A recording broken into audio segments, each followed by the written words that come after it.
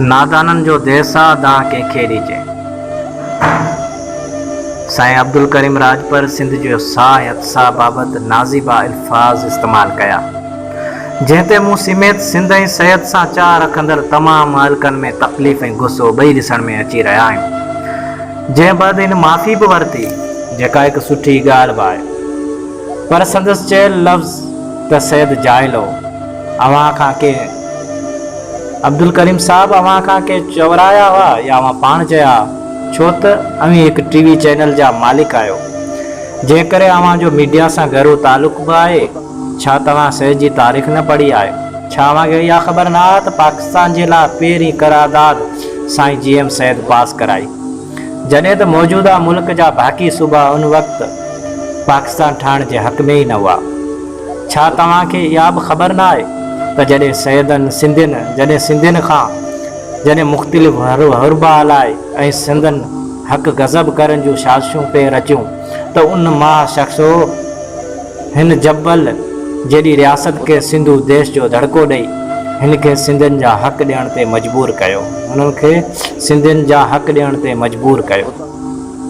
छा तव्हांखे इहा ख़बर आहे त सैद जे उन धड़के खे संदसि मुख़ालिफ़ अॼु बि इस्तेमालु कंदा पिया अचनि, कॾहिं कोस्तान वारे मुल्क, कॾहिं बान वारे मुराद शाह, त कॾहिं सखर वारे खो रशीद शाह, त कॾहिं उन्हनि सभिनीनि जे क़बीले रईस आसिफ़ अली ज़रदारी। इहे ॻाल्हियूं इशारनि में चवंदा आहिनि, जेके सैद हिन ॾांद जहिड़ी रियासत जा संग जले संदसि खे मुंहं ते चयो। अॼु जे अगरि सिंधियुनि खे मुख़्तलिफ़ खातनि में वफ़ाक़ मौक़ा थो ॾिए त उन में सैद जे ॾिनल धड़के जो किरदारु आहे, न कि अव्हां जे पार्लियामेंट जे सियासत कंदड़ पार्टियुनि जो, न वरी मीर पीर मुला या वॾेरे जो। मज़े जी ॻाल्हि त इहा बि आहे, अॼु सिंध जे वॾे में वॾी पार्टी जी दावा कंदड़नि जे अबे जो अबो बि सन वारे सैद हो। जॾहिं मुल्क में मुख़्तलिफ़ पार्टियुनि संदन अॻवान ते इहा तोहमत हई हुई त हू मुस्लमान न आहे ऐं संदसि सुनत न आहे थियल, त इहो GM सैद हो जंहिं हिन जी सुनत वारे तक़रीब जा कार्ड मीडिया खे मोकिलिया, जंहिं ते ज़ुल्फ़कार अली भुट्टो साहिब साईं जा थोरा मञिया। वक़्त जे कम ज़रफ़ी त ॾिसो, सैद संदसि दौर में जेल सठा ऐं जॾहिं संदसि खे फांसी आई त हिन जे अखियुनि मां नीर वही आया। उन लाइ न त सैद जी दिली हमदर्दी हुयसि, बल्कि उन लाइ त हिकु चूंडियल सिंधी वज़ीर आज़म खे फांसी ॾिनी वई। जॾहिं ज़िया दौर में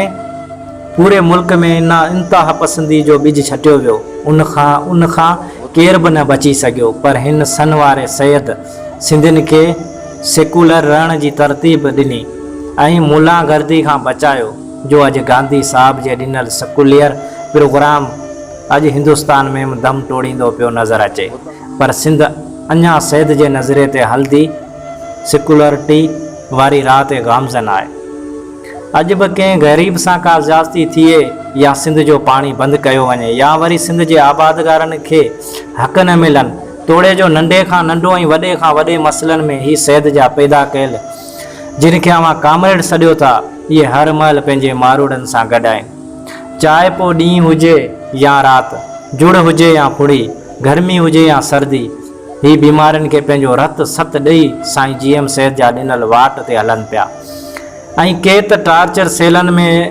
अञा बि मौजूदु आहिनि, किन त पंहिंजा सिर ॾेई अमरता माणे विया। उन सॼी क़ौमी शौर जंहिंमें हिकु इंसानु पंहिंजे क़ीमती जान पंहिंजी क़ौम तां क़ुर्बान करे छॾे थो,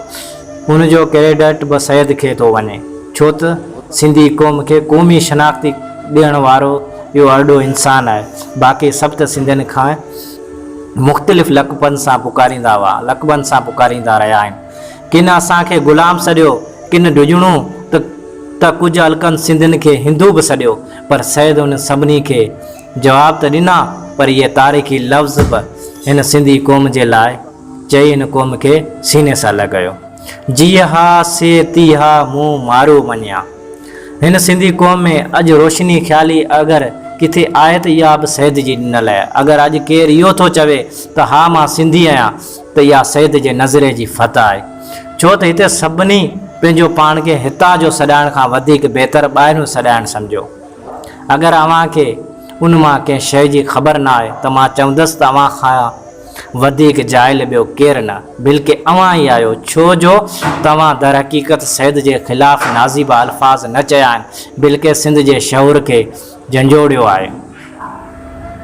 हाय अञा बि सुतल आहियो जी अहम चवे थो, हाय अञा बि सुतल आहियो जी अहम चवे थो, बीठो दर ते आहे दुश्मन कायो आहे दोल दरिया ख़ान जे घर ते, सूअर सेड़ बगड़ खां बुछड़ो वक़्तु बुरो आयो तरते, सिंध बचाइण जो आ ठीको हर हिकु टोपी पटके वरते, जीअं मां जाॻाइण आयो जाॻो जाॻो जल्दी जाॻो, निंड निभागी छॾियो सिंधी नाज़िक आहे वक़्त जो धाॻो, सैद आ सम्झाइण आयो सैद बचायो छा था करियो, पंहिंजी रोज़ी ग़ैर हथनि में था वांझायो छा था करियो,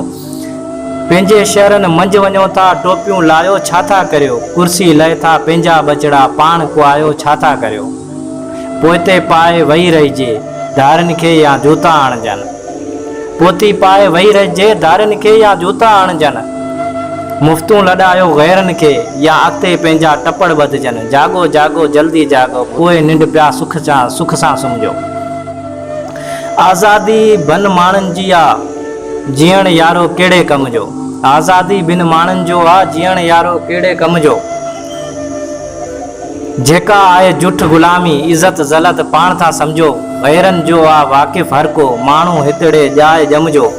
अंग उगाड़ा पेट बुखाड़ा घर खां बे घर धरती जाया, धरती जा थी मालिक वेठा काल घरां जे तड़जी आया, पंहिंजनि सां रख संगत सोबत खोटनि सां तूं ख़ैर छॾे ॾे, वक़्तु अथई सिंधी सुहिणा गद्दारी ऐं गैर छॾे ॾे, वक़्तु अची वियो आहे प्यारा पंहिंजनि सां तूं वेर छॾे ॾे, पंहिंजनि सां भर पेर पिरत जा धारियुनि सां तूं पेर छॾे ॾे, वक़्ति पंहिंजो वार करे वटि वक़्तु ईअं ई वहंदो वेंदो, धरती जी तारीख़ मथां न त नालो तुंहिंजो ढहंदो वेंदो, सूर्या सोडा दोला दोदा जी एम शाह सनाई, दामशूर पैगुंबर रहबर शार शाह बिटाई, तुंहिंजी सना जे लाइ लिखे जो लफ़्ज़ किथां सो आणे, एॾो रुतबो इज़त शोहरत केरु ईअं ॿियो माणे, शाह इनायत साथी मख़्तूम बिलाल गोटाई, अॼुकल्ह तोड़े लीडर थी पिया खोड़ गॾा ऐं गाबा, लेकिन तुंहिंजो शान निरालो सिंधी क़ौम जा बाबा, तुंहिंजो नालो तड़ींदो आहे ॾियनि मां ॾाढाई, चमड़नि लाइ हर रोशन सिजा अखियुनि मंझि उमाड़ी, छा थियो तुंहिंजी अज़मत हशमत जे न सुञाती भाड़ी, फ़िकर अवां जी बख़्शी आहे दुनिया लाइ बियानी, जी एम तुंहिंजी सोचता सदके मज़लूमनि लाइ मान घुरियो थो, तोसां तंहिं लाइ वेर विधो आहे सिंधु देश महान घुरियो थो, हर कासिब खां तोई तलबी धरती लाइ आजाई, सैद तुंहिंजो नाम हमेशह सिंधियुनि काण सहारो रहंदो, सिंध सदाईं ज़िंदा रहंदी जेसीं सिंधु धारियो रहंदो, मुफ़्तियूं सिंधु खे जो बि सुकाए तंहिंसां आहे लड़ाई,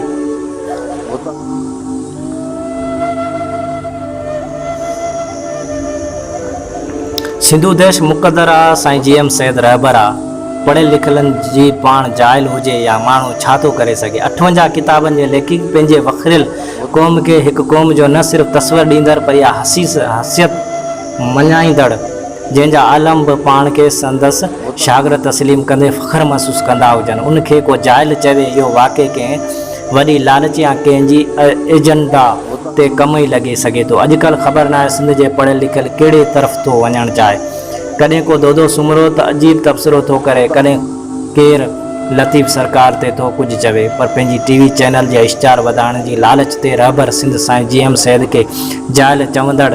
तूं इहो साईं जी एम न सिंध जे ख़िलाफ़ु ॻाल्हायो, इहो तारीख़ त तोखां ज़रूरु पुछाणो कंदी पर उनजी सज़ा बि ॾींदी, पर यकीन अॼु जा साञा वंद इहे समूरा सिंध जा आशिक़ तुंहिंजे समाजी बाइकाट खे